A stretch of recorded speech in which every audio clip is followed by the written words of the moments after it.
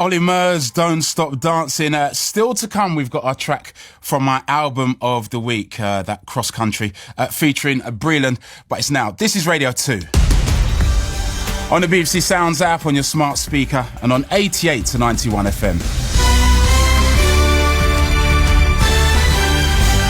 BBC News at 11 o'clock. This is Justine Green. Police investigating the murder of a 26-year-old woman at a pub on Merseyside on Christmas Eve have arrested a third person. A 31-year-old man from Tranmere is being held on suspicion of conspiracy to murder.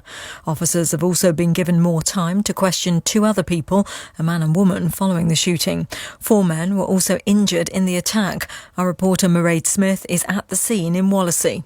The message from Merseyside Police today is as clear as it was on Christmas Eve when this attack happened.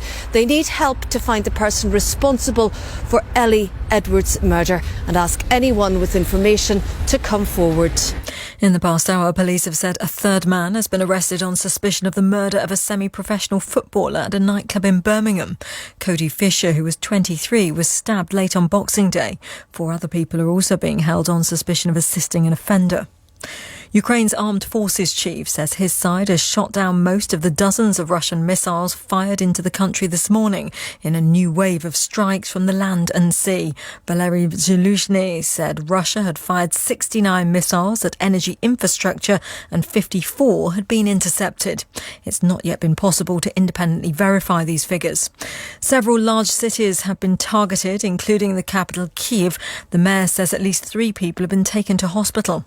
The global analyst Michael Bosacchio is in Odessa, which has also been hit. He says targeting the city was a strategic move. Odessa is the anchor of that Black Sea grain initiative, where so much of the world's grain is exported from Ukraine to world markets under an agreement signed by Ukraine, Russia, the UN and Turkey.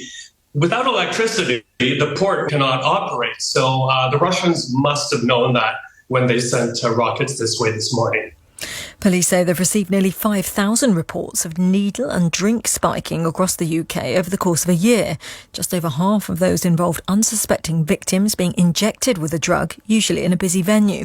Speaking ahead of New Year's Eve, the Deputy Chief Constable Maggie Blythe from the National Police Chiefs Council, which put together the figures, said victims should come forward as soon as they can. The more intelligence we have, the more information we can gather about where in the nighttime economy across our towns and cities are there particular places where spiking is being reported. That allows the police to really hone in on particular venues and ensure that this vile crime is being addressed.